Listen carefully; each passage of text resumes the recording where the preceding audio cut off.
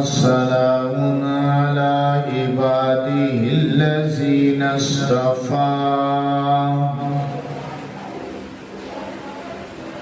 خصوصا على سيد الرسل وخاتم الأنبياء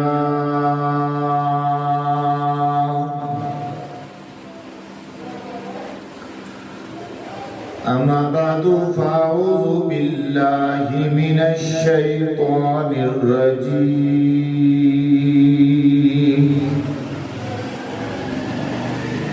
بسم الله الرحمن الرحيم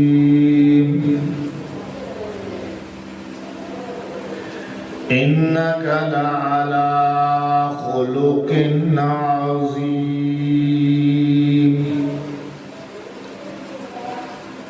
صدق الله مولانا العظيم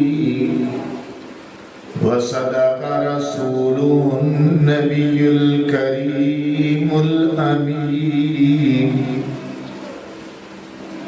والصلاة والسلام على سيد الرسل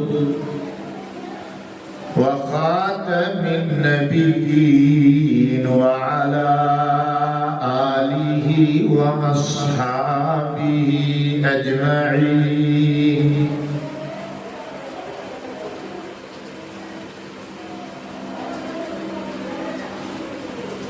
بلغ العلا بکمالہ کشف الدجا بجمالہ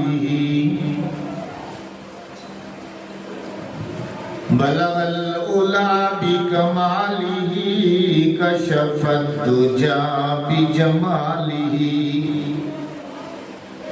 حسنت جمیع خصالہ صلوا علیہ وآلہ سن کر یہ چڑیوں کے چہچہے انسان بھلا کیوں چپ رہے واجب ہے اس پہ یوں کہے صلو علیہ وآلہ صلو علیہ وآلہ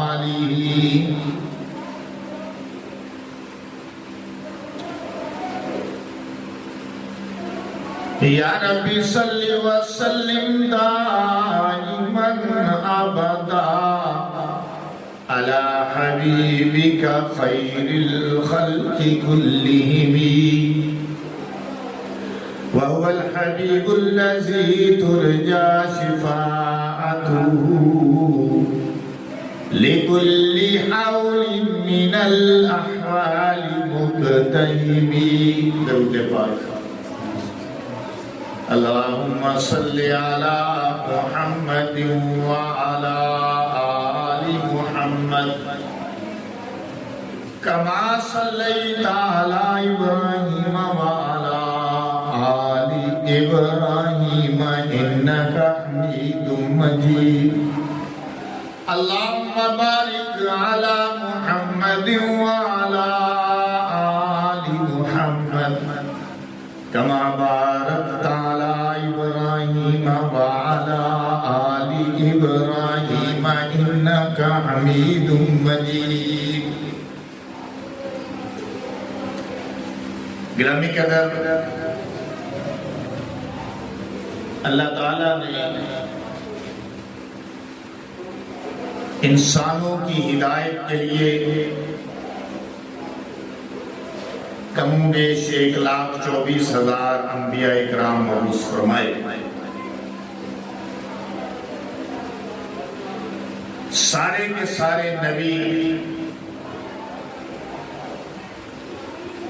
اخلاق کے لحاظ سے کردار کے لحاظ سے افکار کے لحاظ سے گفتار کے لحاظ سے اعلیٰ و عرفہ تھے باکمال تھے جتنے بھی نبی آئے ہیں پھر اس میں اضافہ یہ کہ شخصیت کے لحاظ سے، پرسنالٹی کے لحاظ سے، حسن اور خوبصورتی کے لحاظ سے بھی باکمال تھا۔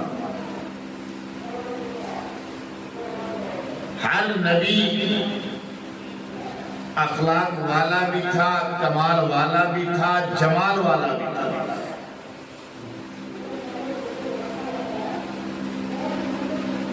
کیونکہ جو اللہ کا نبی ہوتا ہے وہ ظاہری بھی اور باطنی بھی نقائص سے پاک ہوتا ہے۔ جس طرح نبی ظاہری اور باطنی نقائص سے پاک ہوتا ہے، اسی طرح وہ نبی معصیت اور گناہ سے بھی پاک ہوا۔ معصیت اور گناہ کا کسی نبی کے دل میں شائبہ بھی نہیں گزرتا، شبہ بھی نہیں پڑتا۔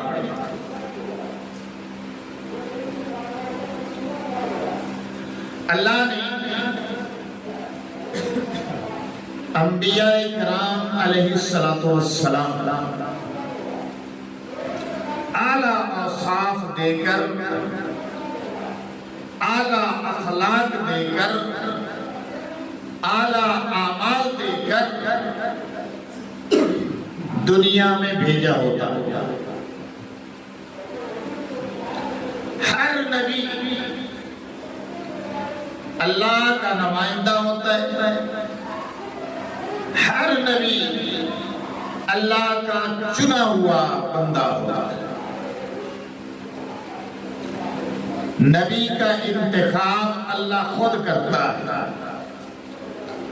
اور جس نبی کا انتخاب کیا عالم ارواح ہی سے ان کا انتخاب کر لیا۔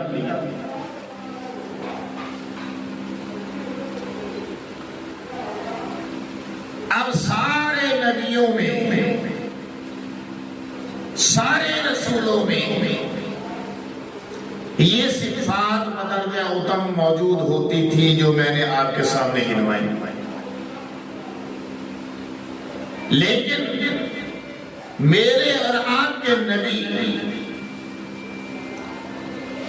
امام الانبیاء، ختم الانبیاء، وراء الوراء، محمد مصطفیٰ احمد مجتبیٰ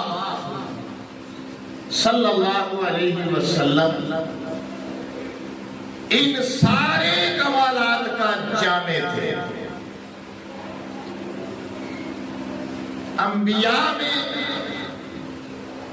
جو صفات مشترک تھی یا جو انفرادی صفات تھی، میرے اور آپ کے نبی کی ذات میں اللہ نے ان تمام صفات کو جمع کر دیا۔ اس لیے آپ تمام انبیاء کی صفات کا جامع مرکب تھے۔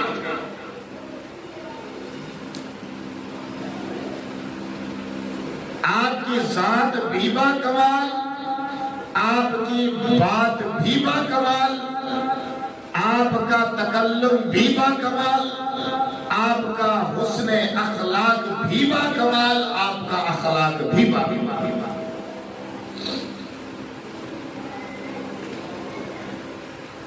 قبل اس لیے کہ ہم آپ کے اخلاق حسنہ پہ اپنی وسعت کے مطابق کچھ روشنی ڈالیں، میں ایک مشکل لیکن قدرے آسان مضمون آپ کے سامنے رکھنا چاہتا ہوں۔ اگر آپ توجہ کریں گے، غور سے سنیں گے تو پھر سمجھنے میں آسانی رہے گی۔ پیغمبر علیہ السلام کے اخلاق حسنہ بہت بلند تھے، اتنے بلند کہ ستاروں سے بھی بلند۔ اب پہلے اس پہ آئیے کہ خلق ہے کیا، اخلاق ہے کیا۔ لغت میں، ڈکشنری میں خلق کے معنی طبیعت کے، فطرت کے، نیچر کے ہیں۔ خلق کے معنی عام طور پر ہم تکلم میں، بات چیت میں، گفتگو میں شائستگی کو خلق سے تعبیر کرتے ہیں اور یہی سمجھتے ہیں عام طور پر۔ بات چیت میں جو اچھا بول رہا ہے ہم کہتے ہیں اخلاق اچھا ہے، پیار سے گفتگو کرتا ہے، محبت سے گفتگو کرتا ہے، اچھے الفاظ استعمال کرتا ہے، شائستگی سے گفتگو کرتا ہے، ہم کہتے ہیں کہ اس کا اخلاق بہت اچھا ہے۔ لیکن اخلاق صرف بات کی شائستگی کا نام نہیں، بلکہ طبیعت کی گوناگوں کیفیات کا نام جو ظاہر سے اور باطن سے ٹپکے اس کا نام ہے۔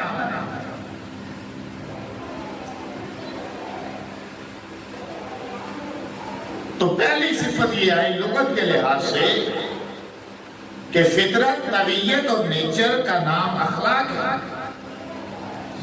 انسان کی باطنی صورت کو، انسان کی ایک ظاہری صورت ہے، ایک انسان کی باطنی صورت، یعنی اس کے اندر کی کیفیات، دل و دماغ پر گزرنے والی واردات، کیفیات، وہ ہے اس کی باطنی صورت۔ جو کیفیات دل پہ گزرتی ہیں، جو دماغ پہ گزرتی ہیں۔ اب اس طرف ہم نہیں جائیں گے کہ حقیقت میں دل مرکز ہے کہ دماغ مرکز ہے، یہ ایک علیحدہ موضوع ہے، اس میں پھر کبھی انشاءاللہ میں اس پہ آتا ہوں کہ انسان کی باطنی صورت کو، اس کے اوصاف، صفت کی جمع اوصاف اور مخصوص معنی کے ساتھ خلق کہتے ہیں۔ کہتے ہیں نا، ایک عام بات ہے، کہتے ہیں کہ برتن ہے پڑا ہوا ہے، سبھی دیکھ رہے ہیں کہ ایک برتن ہے پڑا ہوا ہے، گھڑا پڑا ہوا ہے، گڈوی پڑی ہوئی ہے، جگ پڑا ہوا ہے۔ جب تک اس برتن سے جو اس میں پڑا ہوا ہے اس کو کہیں اندھیلیں گے نہیں، نکالیں گے نہیں، پتہ نہیں چلے گا کہ برتن میں ہے کیا۔ انسان کا ذات، انسان کی طبیعت، انسان کا دل ایک برتن ہے، اس کی زبان بھی دو جبڑوں کے اندر بند ہے۔ جب یہ بولے گا اس کا ظرف ظاہر ہوگا، جب یہ بولے گا اس کے اندر کی کیفیت ظاہر ہوگی، جب یہ بولے گا اس کا علم ظاہر ہوگا۔ بولے گا تو پتہ چلے گا۔ اب انسان جو ہے، جس طرح ظاہری شکل و صورت جو ہے باطن کی، اس کو خلق کہا جاتا ہے، تو انسان کی طبیعت اور جبلت کا اور اس کی فطرت کا، اس کے اخلاق کا تبھی پتہ چلے گا کہ جب یہ بولے گا۔ اب دیکھیے امام محمد الغزالی نے، جو کہ بڑے دانشور، دانش ایمانی، دانش برہانی سے آشنا تھے، بڑے صاحب علم، صاحب حکمت، صاحب فلسفہ، صاحب علم کلام تھے، ان علوم پر انہیں مہارت حاصل تھی۔ انسانی نفسیات میں واحد خلق کی تفسیر انہوں نے اس طرح کی ہے، مجھے ان کی تفسیر بڑی پسند ہے۔ تو بڑے بڑے حکماء نے اور دانشوروں نے خلق کی تفسیر کی ہے، لیکن مجھے ان کی تفسیر بڑی پسند ہے۔ فرماتے کہ خلق نفس کی اس راسخ کیفیت کا نام ہے جس کے تحت انسانی اعمال بڑی سہولت کے ساتھ صادر ہوتے ہیں۔ یعنی خلق انسان کی اس کیفیت کا نام، نفس کی بلکہ دل کی، نفس دل سمجھ لیں، نفس پہ تو بڑی بات ہے اور بڑی لمبی چوڑی اس کی تشریح ہے کہ حقیقت میں نفس ہے کیا، تو خیر میں اس طرف نہیں جاؤں۔ آپ یہی سمجھ لیں کہ سانس کو بھی نفس کہا گیا، دل کو بھی نفس کہا گیا، سانس اور اس کے اوپر دل کے اوپر گزرنے والی کیفیات کو بھی نفس کہا گیا۔ اب خلق نفس کی اس راسخ کیفیت کا نام ہے، اس وقت کی کیفیت کا نام ہے جس کے باعث اعمال بڑی سہولت کے ساتھ صادر ہوتے ہیں، غور و فکر کے تکلف کے بغیر آٹومیٹک انسان کے جسم سے اعمال ظاہر ہوتے ہیں۔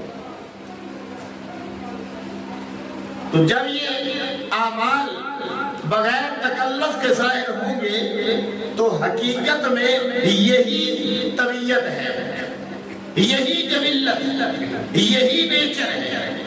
جب آپ کسی عمل کو بتکلف کریں گے کہ وہ بھی یہ کام کر رہا ہے، میں بھی یہ کام کروں، آپ کی طبیعت مائل ہو نہ ہو، وہ آپ کی طبیعت نہیں، وہ دوسرے کی طبیعت کی آپ نکالی کر رہے ہیں۔ آپ کی طبیعت وہی ہے جو آپ کی طبیعت بغیر تکلف کے آپ کے اعمال اس سے ظاہر ہو رہے ہیں۔ غور و فکر کے تکلف کی ضرورت محسوس نہیں ہوتی، آٹومیٹک اعمال ظاہر ہوتے ہیں۔ ایک بدیہی مثال سے سمجھ لیں کہ دیکھیں ہم موٹر سائیکل چلانا، کار چلانا سیکھتے ہیں۔ جب ہم سیکھتے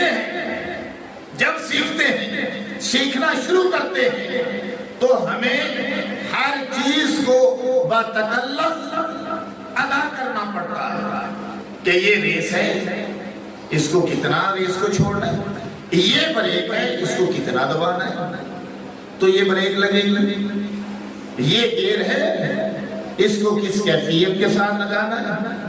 تو ہم سوچتے ہیں، ڈرائیونگ سیٹ پہ بیٹھ جاتے ہیں، موٹر سائیکل پہ بیٹھ جاتے ہیں، سوچتے ہیں، چلانا شروع کرتے ہیں، اور عام طور پر اس میں ابتدائی پریکٹس میں بعض دفعہ گر جاتے ہیں، حادثہ ہو جاتا ہے، نقصان اٹھاتے ہیں، چوٹیں لگ جاتی ہیں۔ کیوں؟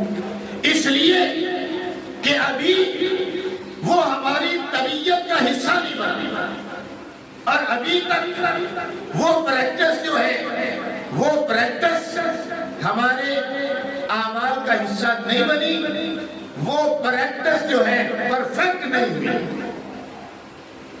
وہ پریکٹس ابھی پرفیکٹ نہیں ہوئی، وہ پریکٹس ابھی کامل نہیں ہوئی، وہ پریکٹس ابھی مکمل نہیں ہوئی، لیکن آپ چلانا سیکھتے ہیں، چلاتے رہتے ہیں، گرتے رہتے ہیں، اٹھتے رہتے ہیں، چلاتے رہتے ہیں، سال 6 مہینے کے بعد وہ ڈرائیونگ جو ہے وہ آپ کی طبیعت کا، آپ کی نیچر کا حصہ بن جاتا ہے۔ آپ بغیر سوچے سمجھے کک مار رہے، ریس دے رہے، جو ہے وہ کلچ کو دبا رہے، گیئر لگا رہے، بغیر سوچے سمجھے باتیں کسی سے کرتے جا رہے ہیں، کان کو موبائل لگا ہوا ہے، آپ کار چلا رہے ہیں، موٹر سائیکل چلاتے جا رہے ہیں، آپ کو سوچنے کی ضرورت نہیں کہ ابھی بریک لگانی ہے، ابھی ریس دینی ہے، ابھی یہ کرنا ہے، ابھی وہ کرنا ہے، اس کی ضرورت نہیں۔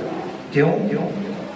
کہ وہ اب آپ کی طبیعت بن گئی، آپ کی طبیعت سے آٹومیٹک اب اعمال ظاہر ہو رہے ہیں، اس لیے آپ ڈرائیونگ کے ماہر ہو گئے، بالکل آٹومیٹک جو ہمارے جسم سے اخلاقیات کے متعلق، کردار کے متعلق، افعال کے متعلق اعمال ظاہر ہو رہے ہیں، اب وہ اعمال ہماری طبیعت ہے، ہماری نیچر ہے، وہ جو اعمال ظاہر ہوں گے وہ اس بندے کا خلق اخلاق کہلائے گا۔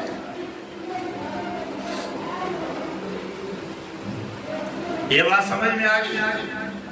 اس تعریف کے تحت جو اعمال اتفاقاً صادر ہوں گے وہ خلق نہیں کہلائیں گے۔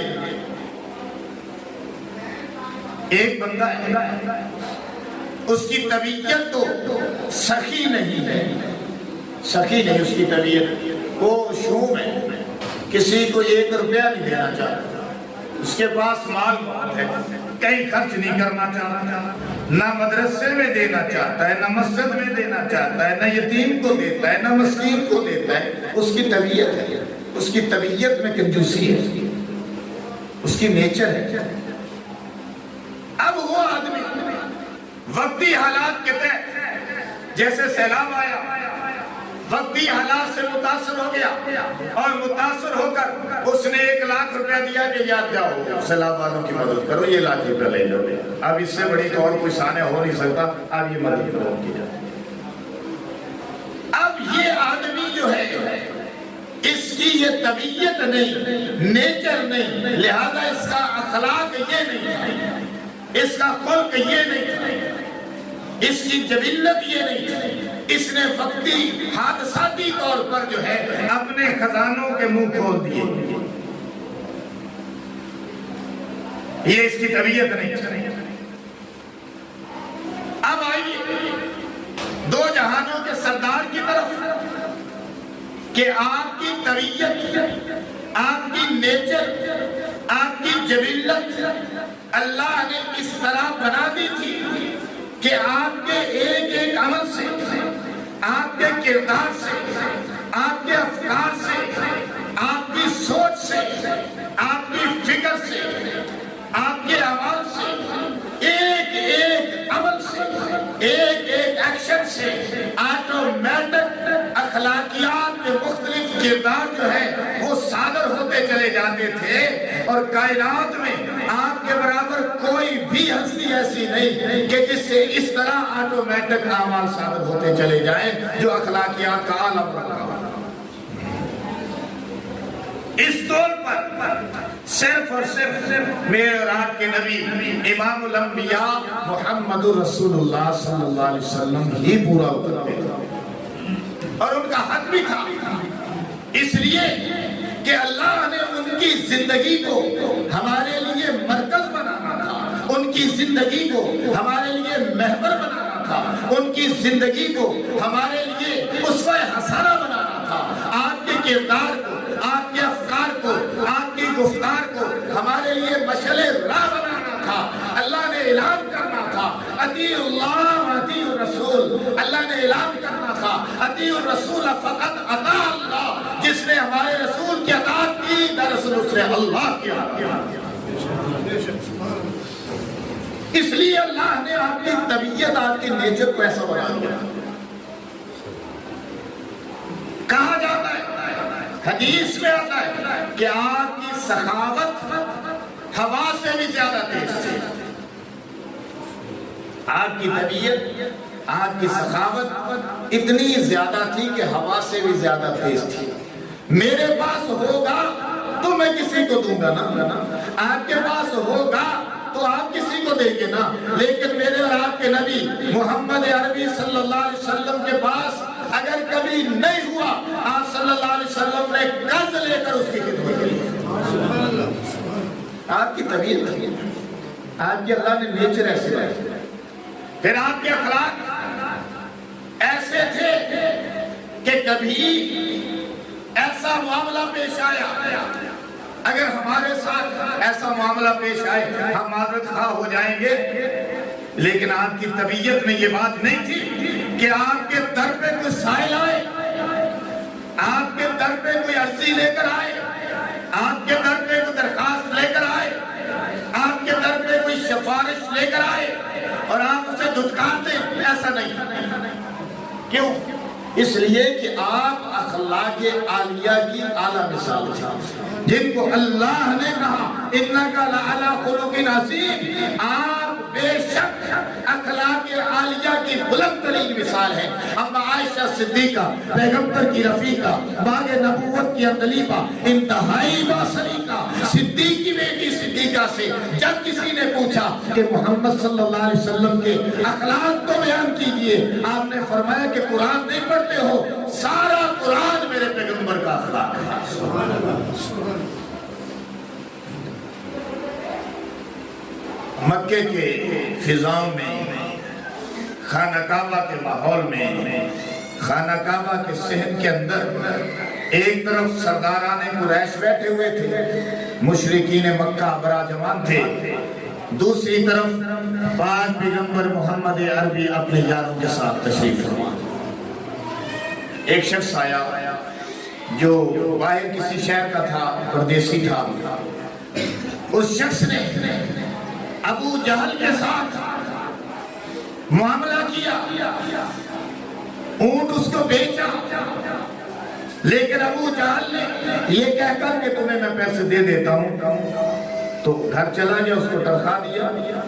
ایسا وہ کام کیا کرتا تھا، چکر دے دیتا تھا، ادائیگی نہیں کرتا تھا، سردار تھا، طاقت والا تھا، جتھے والا تھا، برادری والا تھا، کون پوچھتا تھا اس کو؟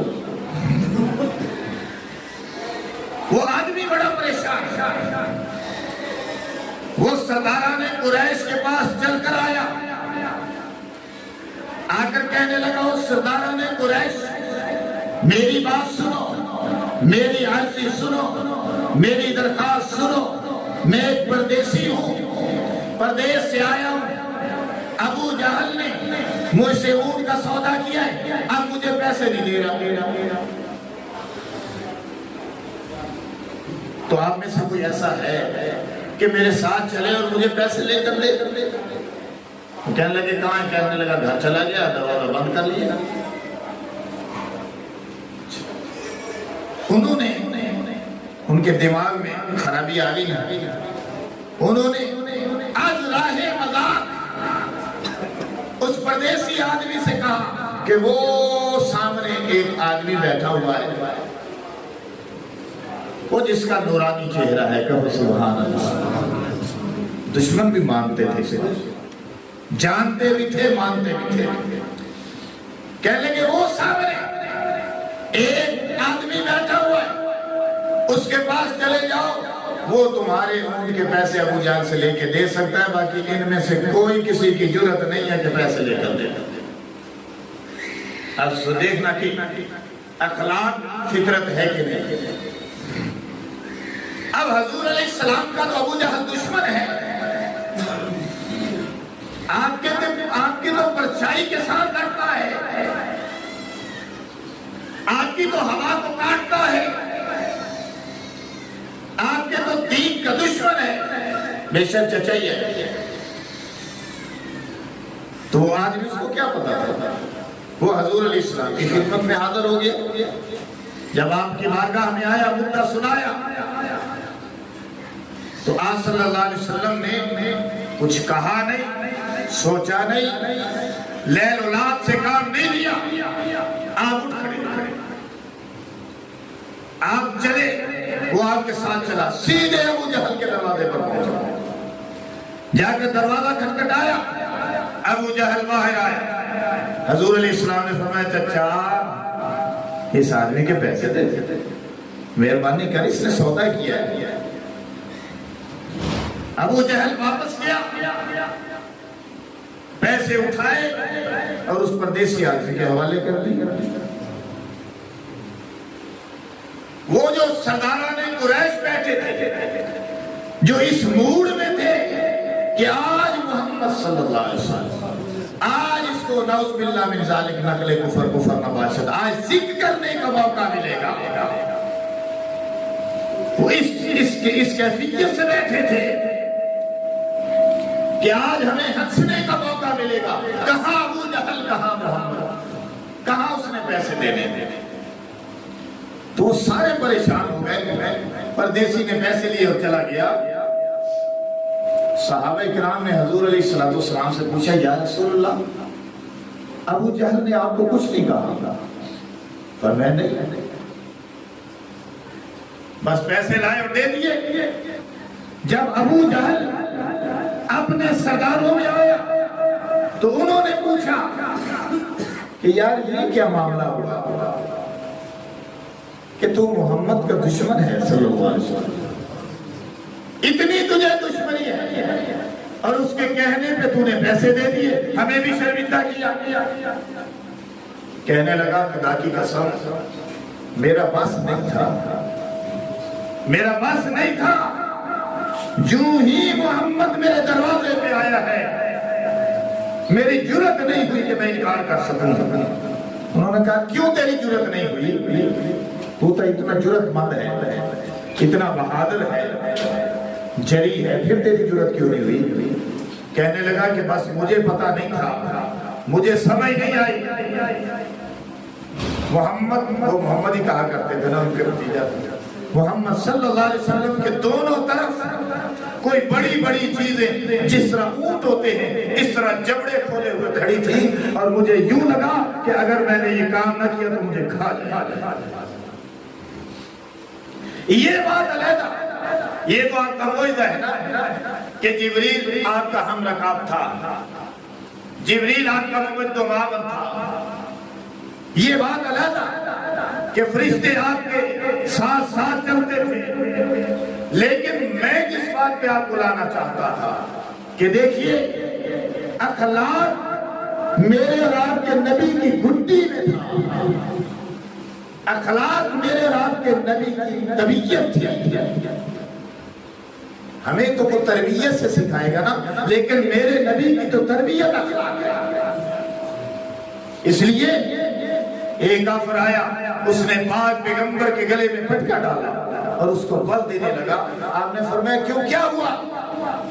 کہنے لگا کہ میرے پیسے ہیں، بلال مانگ کے لایا تھا، آپ کے لیے قرض واپس کرو۔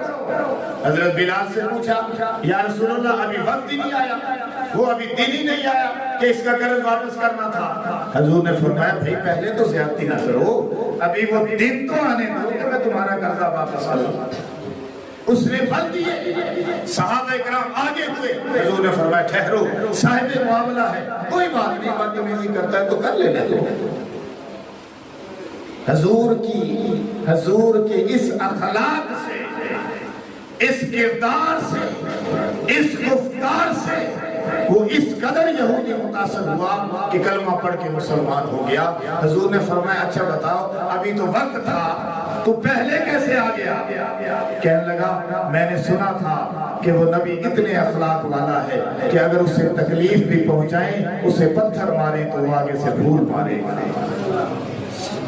ہمیں اپنے اخلاق درست کرنے چاہیے، ہمیں اپنے اخلاق اچھے کرنے چاہیے، اپنے ماتحتوں کے ساتھ، اپنے بچوں کے ساتھ، اپنی بیوی کے ساتھ، اپنے والدین کے ساتھ، اپنے پڑوسیوں کے ساتھ، اپنے شہر والوں کے ساتھ، اپنے ملک والوں کے ساتھ، اپنے مسلمانوں کے ساتھ، اپنے احباب کے ساتھ، اپنے جو ہے وہ ان لوگوں کے ساتھ جو مفلوق الحال ہیں، غرباء کے ساتھ، مساکین کے ساتھ، ان لوگوں کے ساتھ جو آپ کی ملازمت کرتے ہیں۔